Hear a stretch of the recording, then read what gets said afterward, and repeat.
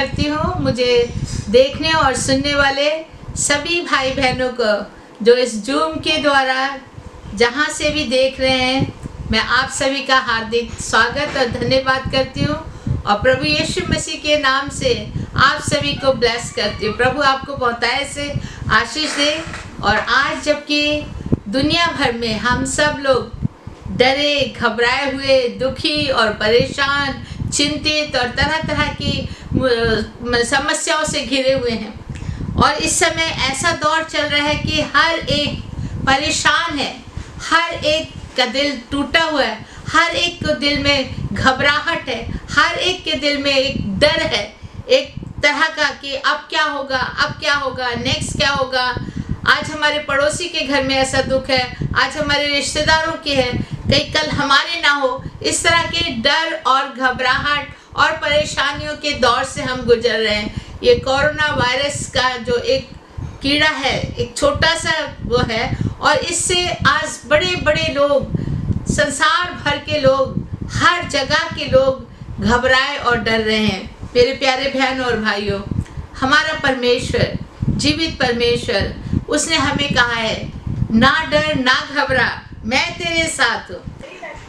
तो इन वचनों के द्वारा हम ये पाते हैं कि प्रभु ने हमें बोला है ना डर ना घबरा, मैं तेरे साथ हूँ। ये एक बहुत बड़ा प्रभु का हमें एक अद्भुत प्यार मिल रहा है इसमें और इसके कारण से हम अपने आप को इस चीज़ के लिए अपने आप को हमें ढालना है कि हम डरने वाले नहीं हैं, हमें डरना नहीं है, हमें घबराना नहीं है, हमें निराश नहीं होना है, हमें हताश नहीं होना है, बल्कि हमें आनंदित होना है, हमें उत्साहित होना है, हमें तैयार रहना है। कैसे आप देखेंगे, मैं आपके विषय सामने कुछ बाइबल से वचनों को लेकर आई हुई हूँ और उसमें मैं आपको बताना चाहती हूँ कि हम कौन हैं और हमें कैसे जीना है।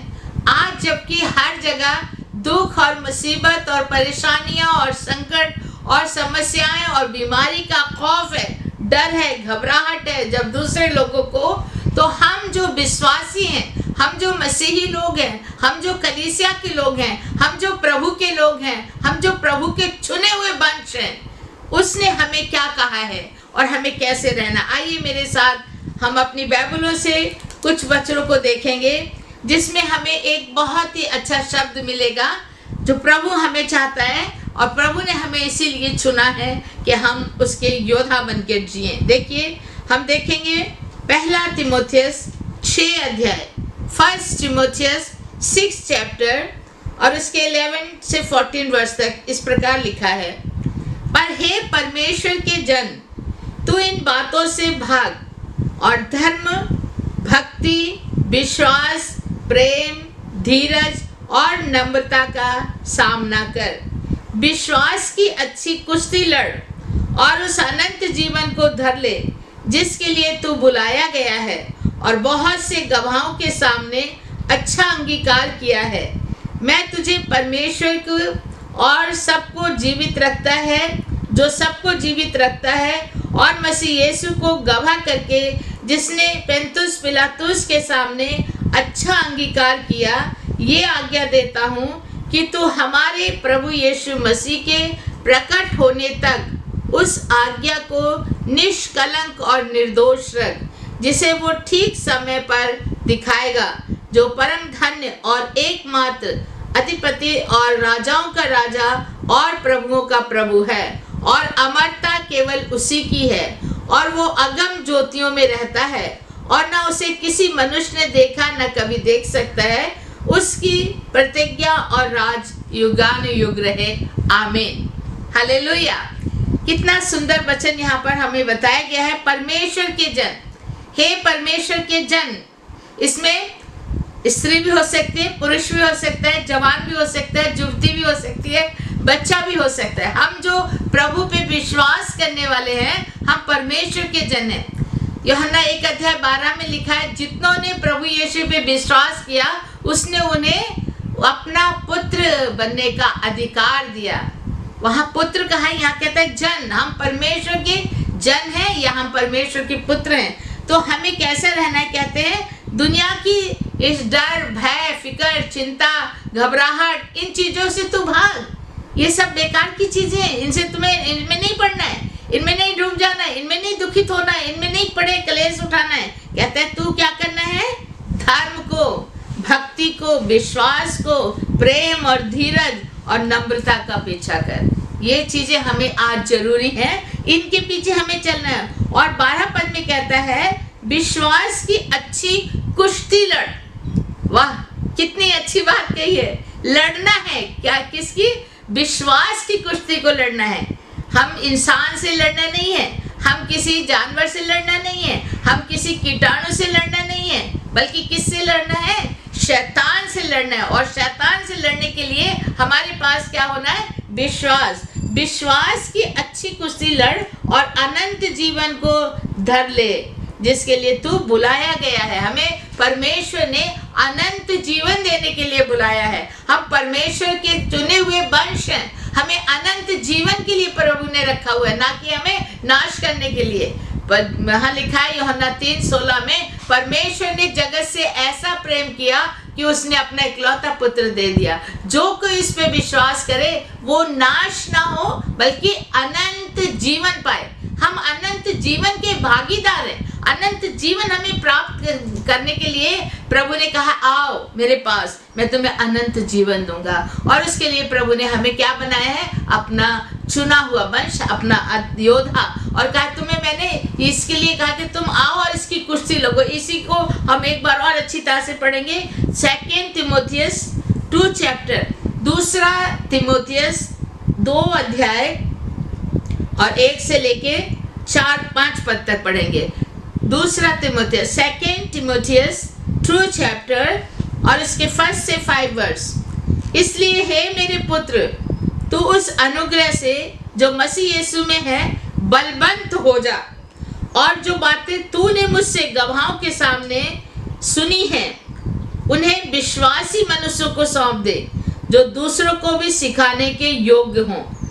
मसीह यीशु के अच्छे योद्धा के समान मेरे साथ दुख उठा। जब कोई योद्धा लड़ाई पर जाता है तो इसलिए कि अपने भर्ती करने वाले को प्रसन्न करे और अपने आप को संसार के कामों में नहीं फंसाता। फिर अखाड़े में लड़ने वाला यदि विधि के अनुसार ना लड़े तो मुकुट नहीं पाता। जो किसान परिश्रम करता है फल का अंश पहले उसे ही मिलता है। Hallelujah, praise the Lord. यहाँ 3 बातें बताई गई है। पहला है योद्धा, और दूसरा बताया है इसमें जो है अखाड़े में लड़ने वाला, कुश्ती करने वाला। तीसरा बताया किसान। यहाँ 3 लोगों के नाम बताए गए। पहला क्या है? योद्धा। क्या है? क्या कहते हैं? मसीह यीशु के अच्छे योद्धा के समान मेरे साथ दुख उठा। योद्धा जो होते हैं वो दुख उठाने के लिए चुने रखे जाते हैं। योद्धा जैसे अभी हमारे आर्मी मैन जिसको कहा जाता है ना, हमारे देश के, उनको योद्धा या वीर कहा जाता है या सैनिक कहा जाता है। सैनिक, हम यीशु के सैनिक हैं। और सैनिक क्या है? वो युद्ध में या कहीं भी कैसी हालत में उनको भेज दीजिए। अभी कहीं पर उनको बॉर्डर पे भेजा जाता है, कितनी मुश्किलातों के बीच में उनको भेजा जाता है। वो जानते हैं वहाँ बॉर्डर में ना ठीक से सोने को मिलेगा, ना ठीक से रहने को होगा, ना खाने को होगा, और चारों ओर से शत्रु के टैंक लगे होंगे, गोलियां आएंगी, ये आएंगी, फिर भी वो नहीं घबराते, नहीं डरते। चलो कोई बात नहीं, हम जाएंगे, हम अपने राजा के लिए, अपने देश के लिए, अपने बच्चों के लिए, अपने समाज के लिए, अपने कलीसिया के लिए हमें रखा है प्रभु ने। हम उसकी गवाही देना है, हमें जाना ही है। हम नहीं डरने वाले, और वो नहीं घबराते, नहीं डरते। चाहे कितनी बड़ी भयंकर बीमारी हो, महामारी हो, कोई शत्रु हो, कोई कुछ भी हो, वो जाकर अपने बॉर्डर पे खड़े होते हैं अपनी बंदूक तान के।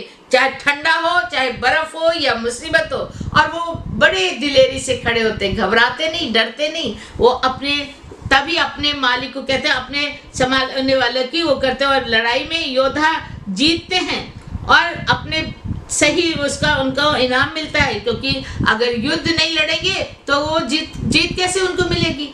तो दुख से डरेंगे, घबराहट से, तो वो कैसे जीतेंगे? अब जब जवानों की या सैनिकों की ट्रेनिंग होती है, आपने शायद देखा होगा कई जवान लोग है होते हैं जो सैनिक होते हैं या मिलिट्री मैन होते हैं, जब उनकी ट्रेनिंग होती है कितना हार्ड उनको परिश्रम करना पड़ता है, लेकिन वो करते हैं क्योंकि उनको क्या बनना है? सैनिक बनना है, योद्धा बनना है, बचाने वाला बनना है, अपने देश की रक्षा के लिए तत्पर उनको खड़े होना है। तो उसके लिए उनको सब कुछ सहने के लिए वो तैयार होते और जाते। ये पहला शब्द है। दूसरा का है कुश्ती लड़ने वाले। अखाड़े में कुश्ती लड़ने वाले अगर सही रीति से, डिसिप्लिन से, नियम नीति से अगर ठीक से दाव नहीं करेंगे तो वो जीत नहीं पाएंगे।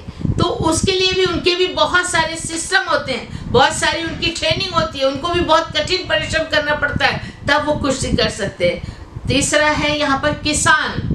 किसान के लिए भी लिखा है कि किसान को जो अपने फल खेती लगाता है उसको भी बहुत परिश्रम करना पड़ता है। अपनी खेती को जोतता है, बोता है, उसमें से पत्थर कांटे जो भी है वो सब चीज निकालता है, दिन रात मट्टी में मट्टी होके वो अपनी फसल उगाता है। और जब फसल उगती है, फल लगते हैं, वो खुद भी खाता है और दूसरों को भी खिलाता है। तो यहाँ 3 लोगों का उदाहरण दिया। प्रभु ने कहा है, ऐ मेरे भक्त ईश्वर के जन, तुम्हें इनकी तरह होना है, योद्धा की तरह होना है। प्रभु ने शुरू से योद्धाओं को चुना, जवानों को चुना, ना डरने वालों को चुना, जो डर के कांपते कपपाते हैं, उनके लिए तो सर में भी जगह नहीं है। रेवलेशन 21 में लिखा है 8 पद में, 22 के 8 में, जो डरपोक हैं वो सर में नहीं जाएंगे। डरपोकों को मिलिट्री में नहीं लेते हैं। तुम डरोगे तो कैसे काम करोगे? चलो पीछे हटो। मजबूतों को, स्ट्रॉन्ग को, जैसे हम बाइबल में भी देखते हैं, स्टार्टिंग से हमारे बीच में बड़े बड़े बहादुर लोग थे। सबसे पहले प्रभु ने मूसा को चुना था। मूसा भी नहीं डरा, फिरौन के सामने जाके कहा, मेरे परमेश्वर का ये हुक्म है, तुम्हें मानना होगा। और वो जाके सब कुछ उसको बोलता था। जितने को इसराइलियों को, 6000 इसराइलियों को मिस्रियों की कैद से, गुलामी से वो छुटकारा देकर निकाल के लाया। और इतना बड़े बड़े दुख और मुसीबतें, परेशानियां आई, फिर भी नहीं घबराया। उसके बाद हम देखते हैं और भी उनमें से अब्राहम भी एक बहुत बड़ा बहादुर था और उसने भी इसी तरह का। इसके बाद यहोशुआ को हम देखते हैं, यहोशुआ भी उसी तरह का बहुत मजबूत था। और यहोशुआ 1 अध्याय में उसको मूसा ने कहा, ना डर ना घबरा, परमेश्वर तेरे साथ है। प्रभु कहता है, मैं तेरे साथ हूँ, बलवंत बन, मजबूत बन, मैं तेरे साथ हूँ। उसके बाद हम देखते हैं याकूब भी एक बहुत अच्छा योद्धा था। याकूब, जिसका नाम इस्राएल रखा गया, वो किससे लड़ा? परमेश्वर के दूत से युद्ध लड़ा बहुत अच्छा से। और उसका टांग का नस भी खिंच गया। प्रभु कहता, मुझे छोड़ दे। दूत कहता, जाने दे। कहता, नहीं, जब तक मुझे ब्लेस नहीं करेगा मैं नहीं जाने दूंगा। ऐसा योद्धा था। उसके बाद हम देखते गिदयोन। गिदयोन उस समय में सब इसराइली डरे हुए घबरा के बैठे हुए थे। और उस समय सारे डरे हुए थे। जज 6 चैप्टर उसके 12 वर्ष में देखेंगे, घबराए हुए, डरे हुए बैठे हुए थे और कोई वो नहीं था। और उसके समय वो भी अपने घर के अंदर ही अपना राशन वो कर रहा था, क्योंकि बाहर बिक्री नहीं होता था। सब तरफ जैसे आजकल लॉकडाउन चल रहा है, सब कुछ बंद बंद। अभी पिछले दिनों में, पिछले साल भी लॉकडाउन में हमारे बच्चे भी, हम लोग सब अपने आश्रम के अंदर बंद थे, खाने के लिए चावल वावल। परमेश्वर का धन्यवाद करती हूँ, प्रभु ने हमें भूखा नहीं रहने दिया। कहीं ना कहीं से कैसे भी वो जो थोड़ा भी हमने रखा था वो खत्म ही नहीं होता था, उसी में से रोज खाते गए। प्रभु ने वो दिन हमारे लिए बहुत आशीषों का रखा। दुख के समय हम नहीं घबराए, कोई बात नहीं, हमारा परमेश्वर जब हमने प्रभु पे भरोसा किया और प्रभु ने हमारे भरोसे को कभी भी उसने वो होने नहीं दिया, शर्मिंदा होने नहीं दिया, देता गया। इसी तरह ये गिदयोन के समय में भी हो रहा था, कुछ भी नहीं था, अंदर ही अपने उसमें अपना अनाज को कर रहा था, कटनी करके। उसको प्रभु का दूत ने आके बोला, वहां क्या है, ऐ शूरवीर योद्धा, उसको कहा है 6 चैप्टर जज 6:12 में कहा है कि ऐ शूरवीर योद्धा गिदयोन। वो हैरान, वो तो डर के सोच रहा था मैं तो बंद हूं, अंदर हूं, लेकिन वो असल में किनसे डर था? वो दूसरे लुटेरों से, मिस्री लोगों से, मिद्यानी लोगों से, जो उनका सामान ले जाते थे। तो उसको कह रहे, तू क्या यहाँ डर के बैठा, तू निकल, चल, तू कर, तुझे मैं खड़ा करता हूँ, तुझे जीतना है, तुझे युद्ध लड़ना है, तू अंदर ही बैठ के युद्ध नहीं लड़ सकता है, बाहर निकलना है।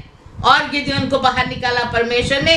इस तरह वो एक अच्छा योद्धा कहलाया। और प्रभु ने कहा, मैं तेरे साथ हूँ। प्रभु उसके साथ था। जब प्रभु हमारे साथ है तो हमें डर किसका, प्रभु हमें संभालता है। उसके बाद भी और भी हम देखते हैं योद्धाओं में से दाऊद एक योद्धा था। दाऊद एक बहुत ही अच्छा योद्धा, पहला सैमुएल उसके 13 से देखेंगे पहला सैमुएल में, और उसके पहला सैमुएल 16 में भी कि उसके लिए लिखा हुआ है दाऊद वीर योद्धा, बुद्धिमान और रूपवान था। 3 बातें वहां पर लिखी है। फर्स्ट सैमुएल 16 चैप्टर 18 वर्स में देखिए, दाऊद को वहां पर कहा है कि वो वीर था। वीर मतलब ब्रेव मैन। सेकंड शब्द लिखा है बुद्धिमान, समझदार था। कई वीर होते हैं बुद्धि नहीं होती है, लेकिन यहाँ कहते हैं उसके अंदर बुद्धि भी थी। और तीसरी बात थी रूपवान, बहुत खूबसूरत था। जब शैमुएल उसका अभिषेक करने के लिए आया, उसके बड़े भाइयों को दिखाया तो उनको कहा नहीं नहीं ये नहीं है, हटाओ उनको। सबसे छोटा दाऊद बकरियां चरा रहा था, उसको लेके आओ। और जब वो आया उसको देखा तो कहते उसका चेहरे पे लाली चमक रही थी। और शैमुएल ने देखते उसका अभिषेक किया, ये है परमेश्वर का चुना हुआ, इसके चेहरे पे रोशनी है, ब्राइटनेस है, डर नहीं है। क्योंकि वो यहाँ पर लिखा है कि वो शेर को और भालू को, जब वो जंगल में बकरियां चराता था, कोई शेर या भालू उसकी बकरियों को या भेड़ों को पकड़ने आता था, वो मार के उनको भगा देता। और इसके अंदर इतनी बड़ी समझ थी, अकल थी। जब इस्राएली लोग डर रहे थे किससे, गोलियत से, बहुत बड़ा गोलियत आके कहता है कौन है मेरा सा मुकाबला कर सकता है, आओ। और उस समय यही डेविड ने कहा, डेविड ने अपने भाइयों को कहा तुम क्या डर रहे हो, वो गोलियत कौन होता है, वो बेकार का आदमी, हमारे साथ तो परमेश्वर है। ये है बुद्धिमान इंसान, उसको इतना पता था कि परमेश्वर हमारे साथ है। कहते हैं मैं उसको हरा दूंगा। छोटा सा लड़का था, गोलियत इतना बड़ा, लेकिन इसके अंदर क्या था, ब्रेवनेस। इसके अंदर एक बलवंत बनने का, एक योद्धा का, एक अच्छे वीर की शक्ति थी। नहीं डरने का एक उसके अंदर वो था। क्यों? क्योंकि वो कहता था परमेश्वर मेरे साथ है तो मैं क्यों डरूंगा, मैं नहीं डरता। और वो जाके खड़ा हो गया और उसने दूसरे एमुनेशन नहीं लिए, ना उसके हाथ में तलवार, ना छुरा, ना बंदूक, ना तोप। उसने परमेश्वर के नाम पे क्या कहा, वो तोप बंदूक वो लेके आता है, लेकिन मैं अपने परमेश्वर का नाम लेके आता हूँ। और वो 5 पत्थर नदी में से उठा लिए और उनको अपनी झोली में डाल लिया और वो लेके चला। और जाके देखा, वो कहता रे तू मुझे मारने के लिए क्या, उसके हाथ में वही अपना बकरियां चराने वाला सोटा था, डंडा था। वो कहता है ये डंडे से तू मुझे मारने, मैं क्या कुत्ता हूँ। गोलियत को बड़ा बुरा लगा इसको देख के, लेकिन दाऊद ने कहा तू तो बड़े बड़े तीर धनुष तलवार लेके आया है, लेकिन मैं अपने परमेश्वर का नाम लेके आता हूँ। हालेलुया, परमेश्वर उसके साथ था। और इतने बड़े राक्षस को, गोलियत को उसने एक ही पत्थर से ऐसा निशाने से मारा, समझदारी से, अकल से। उसकी सारे शरीर पे तो लोहे का वस्त्र पहना हुआ था, टोप था, झिलक थी, लेकिन एक इतनी जगह खाली थी और ठीक उसी जगह पर उसने एम से वहां पर उसने ऐसा मारा और उसके मारने से गोलियत गिरा। किधर को गिरा, पीछे को नहीं गिरा, अंदर लगा पत्थर, गिरने चाहिए तो पीछे को, लेकिन पीछे नहीं गिरा। किधर गिरा, औंधे मुंह गिरा। उसका मतलब क्या हुआ, उधर से परमेश्वर ने उसको ठेल दिया। हालेलुया, पर प्रभु ने गोलियत को डेविड के आगे झुका दिया, उसके सामने गिरा दिया और वो नीचे औंधे मुंह होके गिरा। और ये था एक बड़ा बलवंत का बनने का एक बहुत ही ताकतवर, ये था दाऊद जिसने ये अद्भुत आश्चर्य काम किया और इसलिए वो वीर कहलाया गया। और उसका नाम इस बाइबल में हम देखते हैं लिखा है, और इसको प्रभु के मन का इंसान भी कहा गया। फर्स्ट सैमुएल 13 चैप्टर और इसके 14 वर्ष में कहता है, परमेश्वर कहता है मुझे एक ऐसा इंसान मिल गया है जो मेरे मन के मुताबिक है, जो मेरे दिल का, जो मेरे हार्ट का, मैन ऑफ माई हार्ट। कितनी अच्छी बात कही है परमेश्वर ने। ये वो इंसान था जो प्रभु के मन के मुताबिक चलता था, प्रभु के आज्ञा अनुसार चलता था। वो डरता नहीं था, वो कहता मेरा परमेश्वर मेरे साथ है, मैं क्यों डरा। पंजाबी में एक बड़ा सुंदर गाना है, मैं क्यों डरा वे मैं क्यों डरा, मेरा परमेश्वर मेरे नाल है। मैं क्यों डरा, मैं क्यों डरा, मेरा परमेश्वर मेरे नाल है। मैं क्यों डरूं, मेरा परमेश्वर मेरे साथ है। मेरे प्यारे बहन और भाइयों, मुझे सुनने वाले मेरे विश्वासियों, प्रभु के जनों, प्रभु के बेटियों, हमारा परमेश्वर हमारे साथ है। हमें डरना नहीं है, हमें घबराना नहीं है, हमें कपकपाना नहीं है, थरथराना नहीं है। हम दूसरों की तरह निराश होने वालों में से नहीं है, हम बेकारों में से नहीं है। हमारा मजबूत गढ़, हमारा चट्टान हमारा परमेश्वर है और वो हमें संभालने वाला है। वो कभी हमें नहीं छोड़ेगा, ना कभी भूलेगा, ना कभी हमें उसने छोड़ा है। वो हमेशा हमारे साथ रहता है। एक और अब्राहम के विषय में लिखा है, वो हम सब जानते हैं, विश्वासियों का पिता अब्राहम। लेकिन ये भी सही बात है, और मैं आपको ये बताना चाहती हूँ कि वो विश्वासियों का पिता भी था और साथ में एक बहुत बड़ा योद्धा था। वो नहीं डरा। जेनेसिस चैप्टर 12 उसके 1 वर्स में परमेश्वर ने उसको कहा, अब्राहम तू अपने लोगों को छोड़, अपने घर को छोड़, अपने वतन को छोड़, और जहां मैं तुझे कहता हूं चल, मेरे आगे आगे चल। वो देखो कितनी अजीब बात है। वो नहीं डरा, मेरे घर बार को छोड़ दूंगा, मेरे परिवार को छोड़ दूंगा, मेरे रिश्तेदारों को, और मैं कहाँ जाना है प्रभु, जहां मुझे कहते हैं। कहाँ? उस समय इतनी दुनिया में लोग पता नहीं था कहाँ, तो जाने आने के लिए ना फ्लाइट थी, ना गाड़ी थी, ना बस थी, चल के ही जाना था। कई रास्तों से गुजरना था, कई देशों से गुजरना था, लेकिन वो नहीं डरा। हाँ कोई बात नहीं, मैं जाऊंगा, ये है बहादुरों का काम, ये है वीरों का काम, मुझे जाना है। वो निकल पड़ा अपने परिवार को लेके, और वो नहीं डरा। इसको कहा विश्वासियों का पिता, अर्थात विश्वासी योद्धा। इसको हमें कह सकती हूँ कि वो विश्वासी योद्धा भी था, इसलिए वो निकल पड़ा प्रभु की आज्ञा के अनुसार, और परमेश्वर ने उसको बहुत बड़ा बनाया। कई राष्ट्रों से, कई जातियों से होकर गुजरा, लेकिन प्रभु ने उसको संभाला और उसको किसी चीज़ की कमी नहीं होने दी, और उसको बहुतायत से प्रभु ने आशीष दी। इस तरह के और भी कई लोग हैं। मैं लेडीज़ों में से आपको बताना चाहती हूँ, जिसके विषय में दिबोरा के विषय में लिखा है। जब इस्राएली लोग सारे इधर तितर बितर हो गए थे, दूसरे राज्य के लोगों ने उन पर जुल्म ढाए थे, कोई बाहर निकल नहीं रहा था, सब अंदर बैठे हुए थे। एक लेडी, एक माँ दिबोरा, वो निकली और उसने कहा मैं माँ बन के खड़ी होंगी। और दिबोरा एक वीरांगना, जिसको कहते हैं एक वीर स्त्री, एक माँ बन के खड़ी हुई, मैं करूंगी, मुझे डरना नहीं है। और वो सारे लोगों का आओ मेरे पास आओ, मैं सबका न्याय करूंगी। और वो एक वीरांगना थी। दूसरी स्त्रियों में से हम देखते हैं, और एक हम पाएंगे एस्तर। एस्तर के 2 चैप्टर में हम देखते थे में एस्तर एक ऐसी अच्छी गरीब घर की लड़की थी, बहुत प्यारी थी, लेकिन बहुत खूबसूरत थी।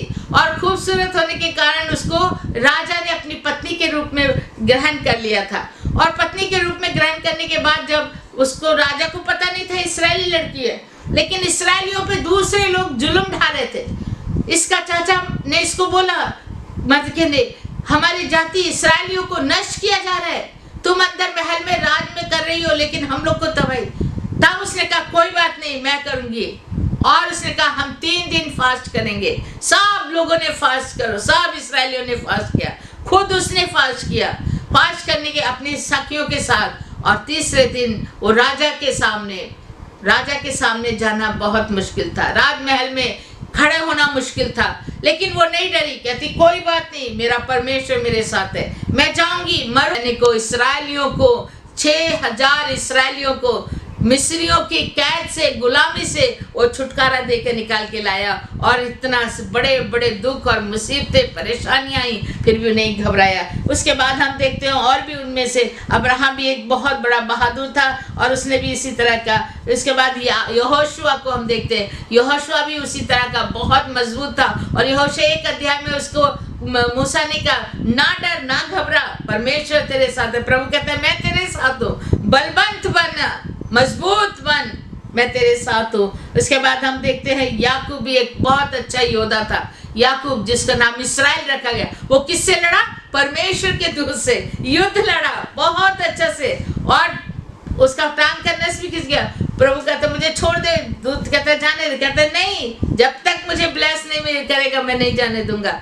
ऐसा योद्धा था। उसके बाद हम देखते गिदयोन उस समय में सब इस्राएली डरे हुए घबरा के बैठे हुए थे, और उस समय सारे डरे हुए थे। जज 6 चैप्टर उसके 12 वर्ष में देखेंगे, घबराए हुए डरे हुए बैठे हुए थे और कोई वो नहीं था। और उसके समय वो भी अपने घर के अंदर ही अपना राशन वो कर रहा था, क्योंकि बाहर बिक्री नहीं होता था। सब तरफ जैसे आजकल लॉकडाउन चल रहा है, सब कुछ बंद।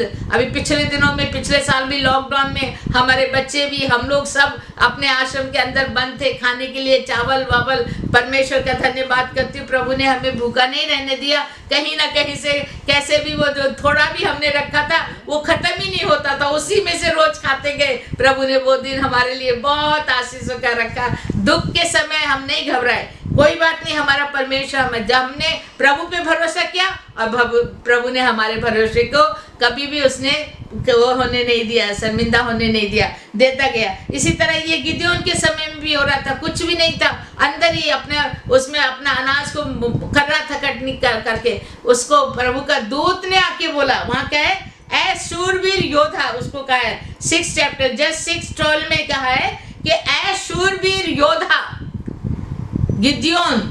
वो हैरान, वो तो डर के सोच रहा था मैं तो बंद हूं, अंदर हूं, लेकिन वो असल में किनसे डर था? वो दूसरे लुटेरों से, मिस्री लोगों से, मिद्यानी लोगों से, जो उनका सामान ले जाते थे।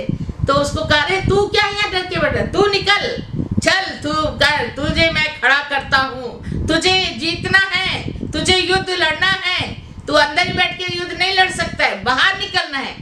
और गिदयोन को बाहर निकाला परमेश्वर ने। इस तरह वो एक अच्छा योद्धा कहलाया, और प्रभु ने कहा मैं तेरे साथ हूँ। प्रभु उसके साथ था। जब प्रभु हमारे साथ है तो हमें डर किसका? प्रभु हमें संभालता है। उसके बाद भी और भी हम देखते हैं योद्धाओं में से दाऊद एक योद्धा था। दाऊद एक बहुत ही अच्छा योद्धा। पहला सैमुएल उसके 13 से देखेंगे, पहला सैमुएल में, और उसके पहला सैमुएल 16 में भी, कि उसके लिए लिखा हुआ है दाऊद वीर योद्धा, बुद्धिमान और रूपवान था। 3 बातें वहां पर लिखी है। 1 सैमुएल 16 चैप्टर 18 वर्ष में देखिए, दाऊद को वहां पर कहा है कि वो वीर था।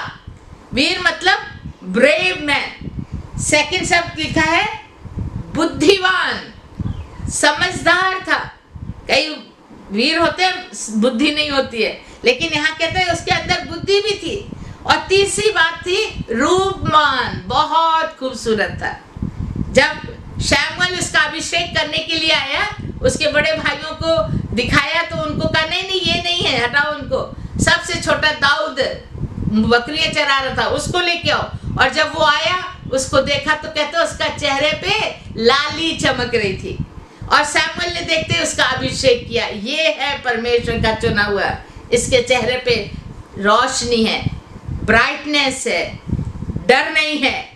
क्योंकि वो यहाँ पर लिखा है कि वो शेर को और भालू को, जब वो जंगल में बकरियां चराता था, कोई शेर या भालू उसकी बकरियों को या भेड़ों को पकड़ने आता था, वो मार के उनको भगा देता। और इसके अंदर इतनी बड़ी समझ थी, अकल थी। जब इस्राएली लोग डर रहे थे किससे? गोलियत से। बहुत बड़ा गोलियत आके कहता है कौन है मेरा सा मुकाबला कर सकता है, आओ। और उस समय यही डेविड ने कहा, डेविड ने अपने भाइयों को कहा तुम क्या डर रहे हो, वो गोलियत कौन होता है, वो बेकार का आदमी, हमारे साथ तो परमेश्वर है। ये है बुद्धिमान इंसान। उसको इतना पता था कि परमेश्वर हमारे साथ है। कहते हैं मैं उसको हरा दूंगा। छोटा सा लड़का था, गोलियत इतना बड़ा, लेकिन इसके अंदर क्या था? ब्रेवनेस। इसके अंदर एक बलवंत बनने का, एक योद्धा का, एक अच्छे वीर की शक्ति थी। नहीं डरने का एक उसके अंदर वो था। क्यों? क्योंकि वो कहता था परमेश्वर मेरे साथ है तो मैं क्यों डरूंगा, मैं नहीं डरता। और वो जाके खड़ा हो गया, और उसने दूसरे एमिनेशन नहीं लिए, ना उसके हाथ में तलवार, ना छुरा, ना बंदूक, ना तोप। उसने परमेश्वर के नाम पे क्या कहा? वो तोप बंदूक वो लेके आता है, लेकिन मैं अपने परमेश्वर का नाम लेके आता हूँ। और वो 5 पत्थर नदी में से उठा लिए। और उनको अपनी झोली में डाल लिया और वो लेके चला और जाके देखा। वो कहता अरे तू मुझे मारने के लिए क्या? उसके हाथ में वही अपना बकरियां चराने वाला सोटा था, डंडा था। वो कहता है ये डंडे से तू मुझे मारने, मैं क्या कुत्ता हूँ? गोलियत को बड़ा बुरा लगा इसको देख के। लेकिन दाऊद ने कहा तू तो बड़े बड़े तीर धनुष तलवार लेके आया है, लेकिन मैं अपने परमेश्वर का नाम लेके आता हूँ। हालेलुया। परमेश्वर उसके साथ था और इतने बड़े राक्षस को, गोलियत को उसने एक ही पत्थर से ऐसा निशाने से मारा, समझदारी से, अकल से। उसकी सारे शरीर पे तो लोहे का वस्त्र पहना हुआ था, टोप था, झिलक थी, लेकिन एक इतनी जगह खाली थी और ठीक उसी जगह पर उसने एम से वहां पर उसने ऐसा मारा और उसके मारने से गोलियत गिरा। किधर को गिरा?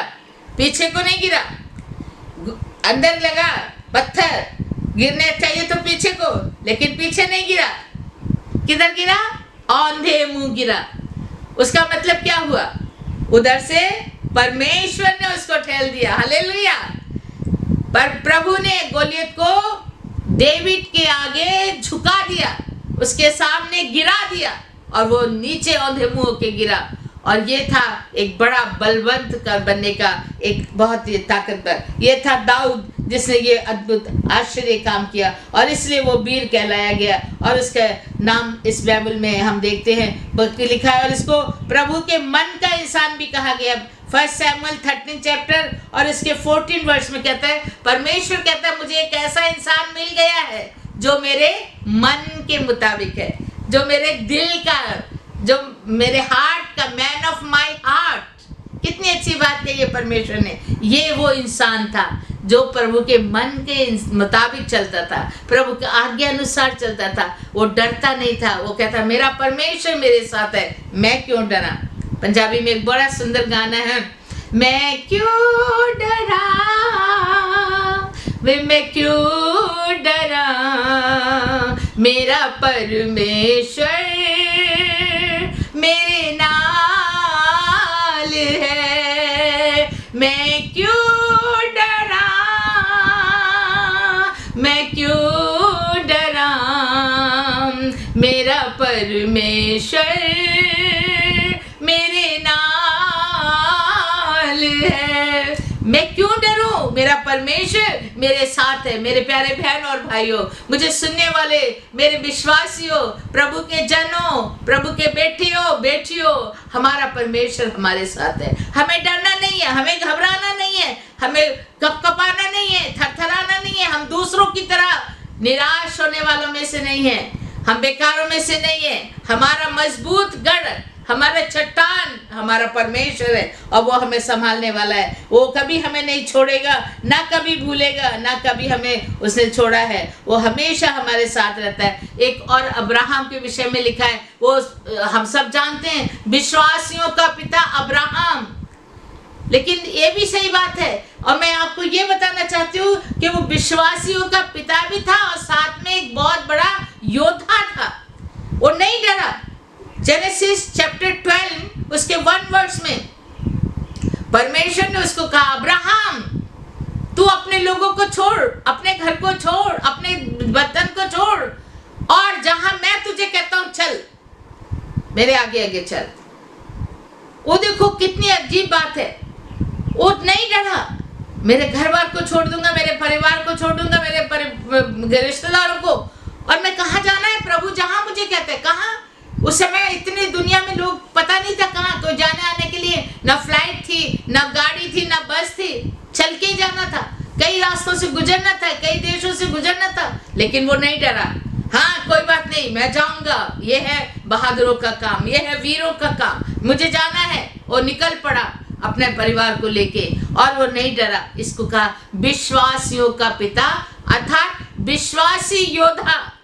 इसको हमें कह सकती हूँ कि वो विश्वासी योद्धा भी था, इसलिए वो निकल पड़ा प्रभु की आज्ञा के अनुसार और परमेश्वर ने उसको बहुत बड़ा बनाया। कई राष्ट्रों से, कई जातियों से होकर गुजरा, लेकिन प्रभु ने उसको संभाला और उसको किसी चीज़ की कमी नहीं होने दी और उसको बहुतायत से प्रभु ने आशीष दी। इस तरह के और भी कई लोग हैं। मैं लेडीज़ों में से आपको बताना चाहती हूँ जिसके विषय में, दिबोरा के विषय में लिखा है। जब इस्राएली लोग सारे इधर तितर बितर हो गए थे, दूसरे राज्य के लोगों ने उन पर जुल्म ढाए थे, कोई बाहर निकल नहीं रहा था, सब अंदर बैठे हुए थे। एक लेडी, एक माँ दिबोरा वो निकली और उसने कहा मैं माँ बन के खड़ी होंगी। और दिबोरा एक वीरांगना जिसको कहते हैं, एक वीर स्त्री, एक माँ बन के खड़ी हुई, मैं करूंगी, मुझे डरना नहीं है। और वो सारे लोगों का आओ मेरे पास आओ, मैं सबका न्याय करूंगी। और वो एक वीरांगना थी। दूसरी स्त्रियों में से हम देखते हैं और एक हम पाएंगे एस्तर। एस्तर के 2 चैप्टर में हम देखते थे में एस्तर एक ऐसी अच्छी गरीब घर की लड़की थी, बहुत प्यारी थी, लेकिन बहुत खूबसूरत थी। और खूबसूरत होने के कारण उसको राजा ने अपनी पत्नी के रूप में ग्रहण कर लिया था। और पत्नी के रूप में ग्रहण करने के बाद जब उसको, राजा को पता नहीं था इस्राएली लड़की है, लेकिन इस्राएलियों पे दूसरे लोग जुल्म ढा रहे थे। इसका चाचा ने इसको बोला, मतलब ने हमारी जाति इस्राएलियों को नष्ट किया जा रहा है, तुम अंदर महल में राज में कर रही हो, लेकिन हम लोग को तबाही। तब उसने कहा कोई बात नहीं, मैं करूंगी। और उसने कहा हम 3 दिन फास्ट करेंगे। सब लोगों ने फास्ट करो, सब इस्राएलियों ने फास्ट किया, खुद उसने फास्ट किया। फास्ट करने के अपनी सखियों के साथ। और तीसरे दिन वो राजा के सामने जाना बहुत मुश्किल था, राजमहल में खड़े होना मुश्किल था, लेकिन वो नहीं डरी, कहती कोई बात नहीं, मेरा परमेश्वर मेरे साथ है, मैं जाऊंगी, मरूं। वो जाके खड़ी हो गई और राजा ने देखा, लेकिन राजा जानता था ये मेरी अच्छी पत्नी है और ये क्यों आई है, कोई कारण होगा। और तुरंत राजा ने अपना हाथ में जो चांदी का एक उनके हाथ में रोल डन था उसको छुआया और उसको, और जब राजा ने उसको कहा किस लिए तू यहाँ आई है, और उसने अपने समस्या बताई, राजा मैं आपको अपने खाने पे निमंत्रण करना चाहती हूँ। राजा ने कहा ठीक है, तुम्हारी सुनवाई दे। देखो इस बात को भी हम ध्यान में रखेंगे कि एस्तर ने क्या किया, राजा को बुला के अपनी जाति को वो बचाने के लिए उसने अपनी जान को प्रिय नहीं जाना, मतलब उसको देने को तैयार हो गई। मरूंगी तो मरूंगी, कोई बात नहीं, लेकिन अपनी इस्राएली जाति के लिए मुझे कुछ करना है। और वो एकदम वीरों की तरह निकल के खड़ी हो गई। ये थी एस्तर रानी। इस तरह की और भी कई लोग हैं, हम देखते हैं बाइबल में बहुत से के विषय में लिखा है कि उन्होंने इस तरह किया। और इस तरह अबीमेल की पत्नी भी जो थे, अबीगैल एक बहुत अच्छी औरत थी और वो भी एक बुद्धिमान स्त्री थी, और वो भी डेविड के समय की थी, और उसने भी अपने पति को, अपने बच्चों को, अपने राज को, अपने लोगों को बचाने के लिए उसने भी अच्छा काम किया। इस तरह के हम बहुत सारी औरतों के विषय में देखते हैं जिन्होंने अच्छे काम किए। मेरे प्यारी बहनों, मेरी प्यारी बेटियों, मेरी प्यारी बच्चियों, आप घबराओ मत, आप डरो मत, आप भी मत सोचो हम कमजोर हैं, हम डेढ़, अरे नहीं, हम लोग मजबूत हैं, हम लोग स्ट्रांग है, क्योंकि हमारे साथ कौन रहता है? परमेश्वर रहता है। हम क्यों डरेंगे? क्योंकि हमारा परमेश्वर हमारे साथ है। मैं आपको 1-2 बातें बताना चाहती हूँ, क्योंकि बहुत सारे लोगों को मेरी गवाही से, मेरे भाई की गवाही, मेरे माँ, हमारे परिवार की बहुत सारी चीज़ों से बहुत प्रोत्साहन मिलता है। मैं आपको एक गवाही बताना चाहती हूँ मिस रूथ की। मेरे भाई साधु किशन सिंह के जो स्कूल की टीचर भी थी, और मेरी मम्मी को प्रभु का वचन सुनाने वाली में से वो थी। वैसे तो मेरी माँ धनन कौर साधु सुंदर सिंह की बहन थी, लेकिन हमारे परिवार में से साधु सुंदर सिंह को छोड़ के कोई भी यीशु को नहीं मानता था। लेकिन मिस रूथ एक ऐसी अमेरिका की मिशनरी लेडी थी। उस समय पंजाब में बिल्कुल कोई यीशु को नहीं मानता था, और जो भी क्रिश्चियन जाते थे, मिशनरी जाते थे, वहाँ से उनको खाली लौटना पड़ता था या उनकी डेथ हो जाती थी। वहाँ से कोई भी प्रभु को ग्रहण नहीं करता था, बहुत मुश्किल था उस समय में। तो उस समय ये मिस रूथ ने कहा मैं जाऊंगी, मैं अपने प्रभु का काम करूंगी। लोगों ने कहा वहां पर, अरे कोई आदमी वहां बच के नहीं आया और तुम क्या करोगी? कहती कोई बात नहीं, मेरा यीशु मेरे साथ है, मैं जाऊंगी, मैं नहीं डरती। और वो वहां पर आई और उसने आके वहां पर प्रभु का प्यार बांटना शुरू किया। आपको हैरानी होगी, बहुत सारे लोग सिर्फ वचन को देना चाहते हैं।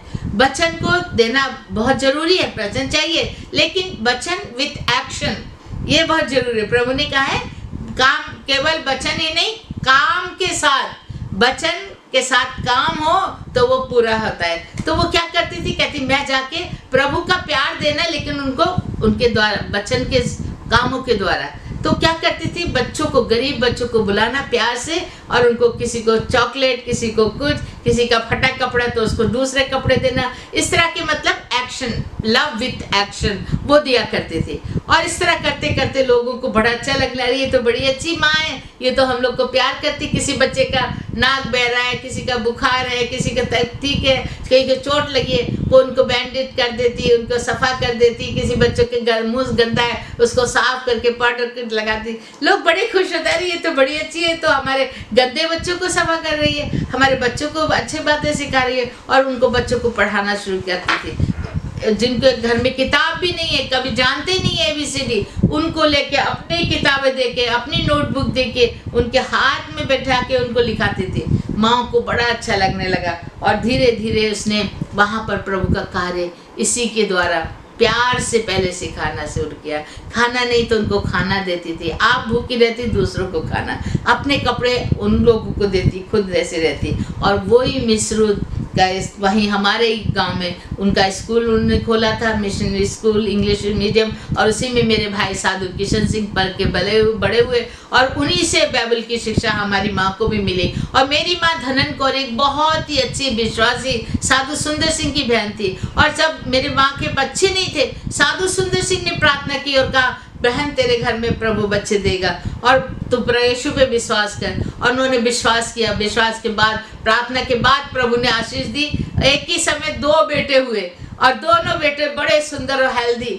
और उसमें से साधु सुंदर सिंह ने कहा, इसमें पहला प्रभु को देना है। और मेरी माँ ने कहा, ठीक है, मैं पहला बेटा प्रभु को दूंगी। और उसमें से पहला बेटा जो था मेरे बड़े भाई, उनका नाम था किशन सिंह, और वो प्रभु को दे दिए गए थे। और उनको मेरी माँ ने को साधु सुंदर सिंह ने कहा, इसको तू प्रभु का वचन सिखाना।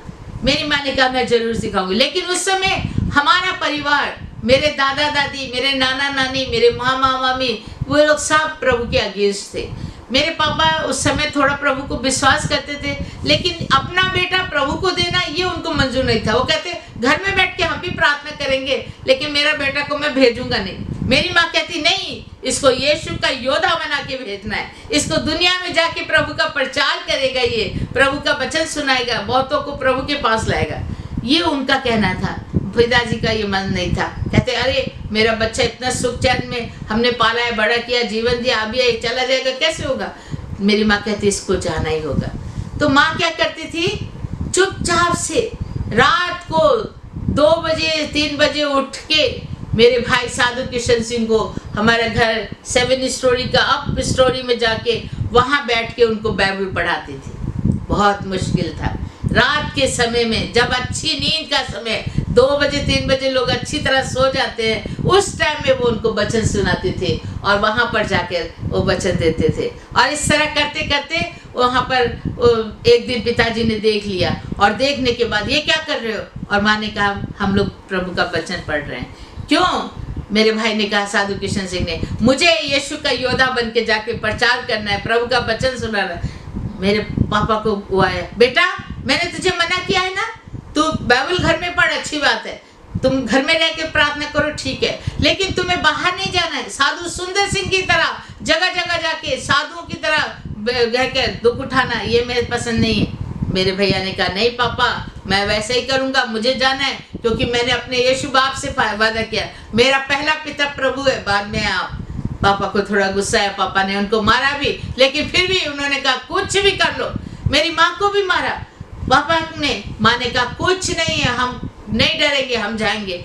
पापा को गुस्सा है। मेरे भाई ने कहा, आप चाहे मुझे गोली से उड़ा दो, फिर भी मैं यीशु को नहीं छोड़ू। ये है वीरों वाली बात। मेरे भाई को इस तरह बोलते पापा को गुस्सा है, कहते रुक, अभी लेके आता हूँ। और वो अपनी पिस्तौल लेने के लिए नीचे गए। उसी वक्त मेरी माँ ने उनको गले से लगा के कहा, बेटा आज तुम्हारा सही समय आ गया है, आज यीशु के लिए तुम्हें कुर्बान होना है, तैयार है। यस माँ, मैं तैयार हूँ, मैं योद्धा की तरह तैयार हूँ, मैं अपने यीशु के लिए प्राण देने तक विश्वासी रहूंगा, क्योंकि वचन में लिखा है, अंतिम समय तक विश्वास में जो स्थिर रहता है वही जीवन का मुकुट पाएगा। मैं तैयार हूँ, मैं अपने प्रभु के लिए तैयार हूँ। और उस समय मेरी माँ ने उनको बड़ी अच्छी 3 बातें बताई, बेटा आप कभी भी अपने प्रभु से नहीं मुकरना, अपने आप को प्रभु के लिए अर्पण करना, तू जा, तेरा प्रभु तेरे साथ है, वो तुझे नहीं छोड़ेगा।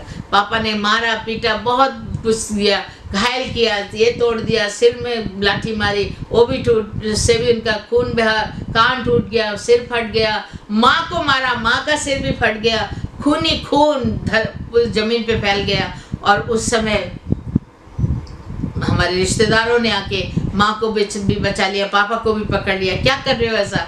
नहीं, ये मेरी बात नहीं मानता, ये मेरा बेटा नहीं है, इसको यहाँ नहीं रहना है, निकल जाओ, चला जाओ यहाँ से।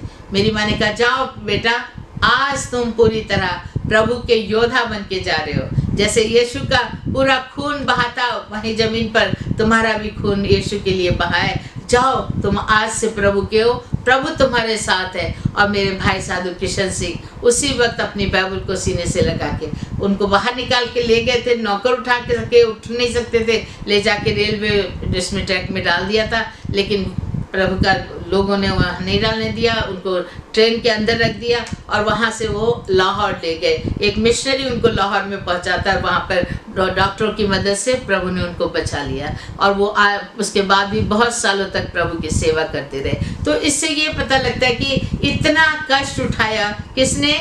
मेरी माँ धनन कौर ने, मिस रूथ ने, और तब मेरे भैया साधु किशन सिंह को एक अच्छे योद्धा बना के प्रभु की सेवा के लिए निकाला। मेरी माँ, मेरी बहनों, मेरे भाइयों, हमें तैयार कोशिश करनी है हमारी कलीसिया के लिए, हमारे बच्चों के लिए, हमारे समाज के लिए। अगर हम ही डर गए, हम ही घबरा गए तो हम कैसे हो? अभी जैसे हमारे घर में बच्चे होते हैं, अगर कोई बड़ी आवाज़ हो या कोई कीड़ा आ जाए तो बच्चे डर जाते हैं, मम्मी मम्मी ये, तो तुरंत माँ गले लगा के या बाप गले लगा, मत डरो बेटा, कोई बात नहीं, मैं हूँ ना, कुछ नहीं होगा, मैं देख देती हूँ। और वो सांप ही आ जाए अगर छोटा सा घर में आ जाता है तो बच्चे डरते हैं ना, तो माँ बाप कहते हैं मत डरो, मैं हूँ ना, कुछ नहीं होगा, मैं बचाऊंगी। और वो अपने बच्चों को जैसी साहस देती है, बच्चे थोड़ा आश्वस्त हो जाते हैं, हाँ मेरी मम्मी है ना, मेरा पापा है ना, उसको मार देगा, और उसी वक्त मार के उसको बाहर फेंक देते, बच्चों का दिल बड़ा हो जाता है। हाँ, इसी तरह प्यारे बहनों और भाइयों, हमारा परमेश्वर हमारे साथ है। वो कहता है तुम मत डरो, मत घबराओ, ये कोरोना वायरस क्या होता है? कुछ भी नहीं है, तुमको मैं इससे बचाऊंगा, मैं तुम्हें सहायता करूंगा, मैं तुम्हारी मदद करूंगा। हर एक तरह की बीमारी, कैंसर क्या है? कुछ भी नहीं है, कितना बड़ा क्यों ना हो। जैसे गोलियत कितना बड़ा राक्षस के जैसे था, डेविड ने क्या क्या किया? ये तू कौन होता है? मेरा परमेश्वर तो बड़ा है, तुझसे कहीं बड़ा है। तो मेरे प्यारे बहनों और भाइयों, हमें योद्धाओं की तरह होना है, मजबूत होना है, बलवंत होना है, और हमें घबराना नहीं है, क्योंकि हमारा परमेश्वर हमारे साथ है। वो हमें कभी नहीं छोड़ता, कभी नहीं भूलता, वो हर घड़ी हर पल हमारी सहायता में उपस्थित रहता है और हमारी मदद करने लिए हमेशा उसके हाथ खड़े रहते हैं और वो कभी नहीं छोड़ता। आज हम देखेंगे फर्स्ट कुरिन्थियंस 16 चैप्टर, फर्स्ट कुरिन्थियंस 16 चैप्टर और उसके 13 वर्ष को, जहाँ इस प्रकार लिखा है, आज जबकि ये ऐसा दौर है, हमें क्या करना है? यहाँ 3-4 बातें हैं जो हमें ध्यान पूर्वक सुनना है। फर्स्ट कुरिन्थियंस चैप्टर 16 वर्स 13, पहला कुरिन्थियां 16 अध्याय और उसका 13 पद। जागते रहो, विश्वास में स्थिर रहो, पुरुषार्थ करो, बलवंत हो, जो कुछ करते हो प्रेम से करो। 4 बातें लिखी है आज के समय के लिए। जैसे अभी कोरोना वायरस के लिए हम लोगों को बहुत सारी बताई जाती, क्या करना है? हाथ धो साबुन से, मास्क लगा को, ये सारी चीज़ें हैं ना, और हमें ठंडा पानी नहीं पीना है, आइस वाटर नहीं पीना है, गर्म पानी पीना है, ऐसी 4 स्कीमें है ना। तो इसी तरह अब इन सारे शैतानी चीज़ों से, शैतान के चुंगल से, बुरी चीज़ों से, बीमारियों से, शैतान की चालों से बचने के लिए प्रभु ने हमें यहाँ 4 बातें बताई हैं।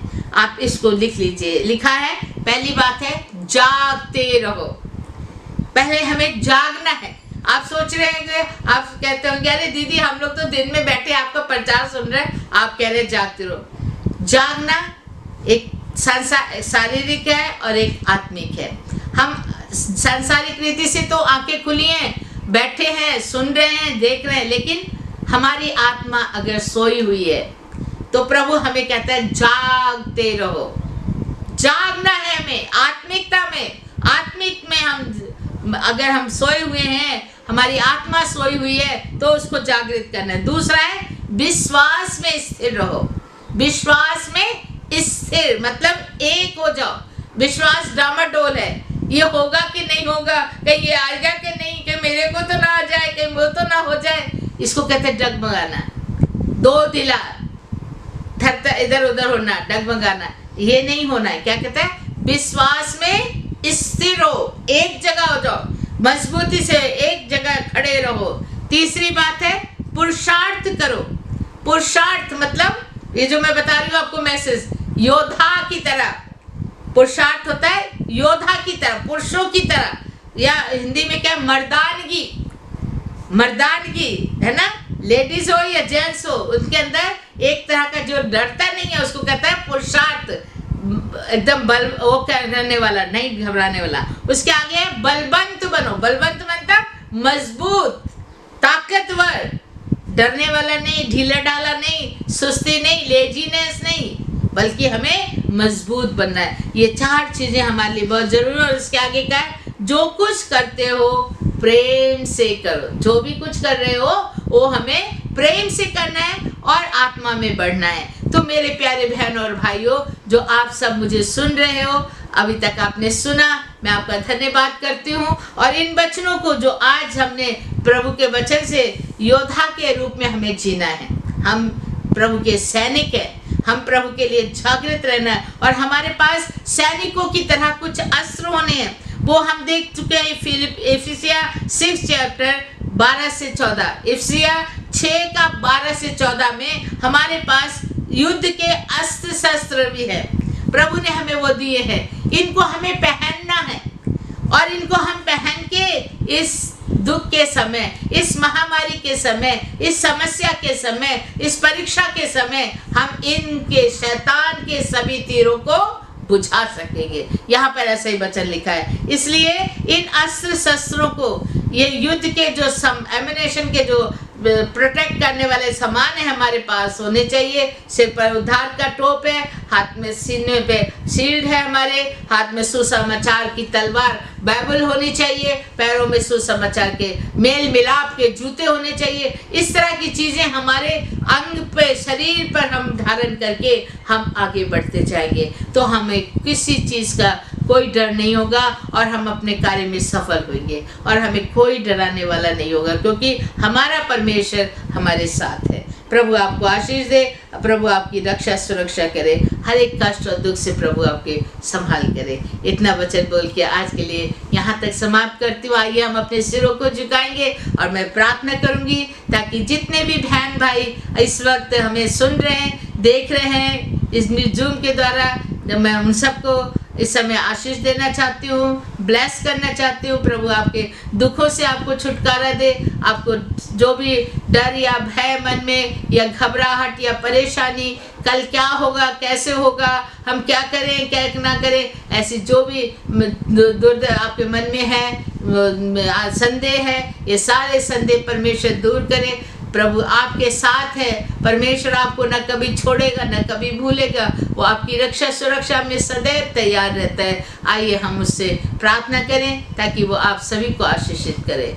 स्वर्गीय पिता परमेश्वर, राजाओं के राजा, प्रभुओं का प्रभु है, महान जीवित समार्थी प्रभु, हम आपका धन्यवाद देते। धन्यवाद प्रभु जी, क्योंकि आप हमारे मुक्तिदाता, उद्धारकर्ता, जीवन देने वाले प्रभु जी, आपने हमें कभी नहीं छोड़ा, कभी नहीं भूले, आप हमारे साथ हैं। हम ही हैं प्रभु जी जो कभी कभी हम आपको भूलकर दुनिया की चीज़ों में इधर उधर व्यस्त हो जाते हैं और परेशान होकर घबराते हैं, डरते हैं और हम अपने आप को बेकार गया गुजरा समझते हैं। पर प्रभु तू महान परमेश्वर है, तू हमें कभी नहीं छोड़ता, कभी नहीं भूलता, सदैव हमारी सहायता के लिए तेरे कान हमारी प्रार्थना सुनने के लिए खुले रहते हैं। तेरी नजरें हमारे ऊपर तू लगाए रखता है, तेरी आँख हमेशा, तेरा ध्यान हमारी ओर लगा रहता है, तेरा मन हमारे लिए खुला हुआ है प्रभु। तो हमसे प्रेम करने वाला परमेश्वर है, तेरे हाथ हमारी ओर उठे हुए हैं, तूने हमें चारों ओर ओर से घेर रखा है, जैसे दाऊद राजा ने कहा है, तूने हमें चारों ओर से आगे पीछे घेर रखा है और अपना हाथ हम पर रखे रहता है। यस प्यारे पिता परमेश्वर, तू हमारी रक्षा सुरक्षा में हमेशा तैनात रहने वाला परमेश्वर है। हे प्रभु जी, हमें वो साहस, वो बल, वो धैर्य, वो ताकत दे प्रभु जी, वो बलवंतता, वो वीरता प्रदान कर प्रभु जी, कि हम ना डरे ना घबराएं, बल्कि तेरे लिए हर वक्त, हर समय, हर घड़ी तैयार रहे, क्योंकि तेरा आगमन बहुत निकट है। तेरा आगमन बहुत निकट है प्रभु। हम ना सोए, हम ना निराश हो, हम ना अविश्वासी बने, बल्कि विश्वासी और मजबूत बनकर, जागते रहकर, विश्वास में स्थिर रहकर, बलवंत बनकर पुरुषार्थ दिखाएं और पूरी बहादुरी के साथ प्रभु जी तेरे कार्यों को करने के लिए अपने आप को प्रभु तेरे सामने समर्पण करें। प्रभु मैं प्रार्थना करती हूँ उन सभी बहनों के लिए, भाइयों के लिए, बच्चों के लिए, जवानों के लिए जो इस समय प्रार्थना में सिर झुकाए प्रभु, सभी को बहुतायत से आशीष दे, बरकत दे, तंदुरुस्ती दे, चंगाई दे प्रभु जी। जो भी कष्ट और दुख अब इस समय लोग झेल रहे हैं प्रभु हॉस्पिटलों में, मैं उनके लिए भी प्रार्थना करती हूँ प्रभु, तो उनको चंगाई दे, उनको जल्दी से जल्द अपने अपने घरों में पहुंचा प्रभु, तंदुरुस्ती प्रदान कर पिता परमेश्वर। हर एक असाध्य रोगों का तेरे पास ही प्रभु इलाज है, तू सब कुछ चंगा करने वाला परमेश्वर। दया कर प्रभु जी, प्रार्थना को सुन और ग्रहण कर, प्रभु यीशु के मधुर और मीठे नाम से मांगती हूँ, आमीन। Hallelujah, praise the Lord.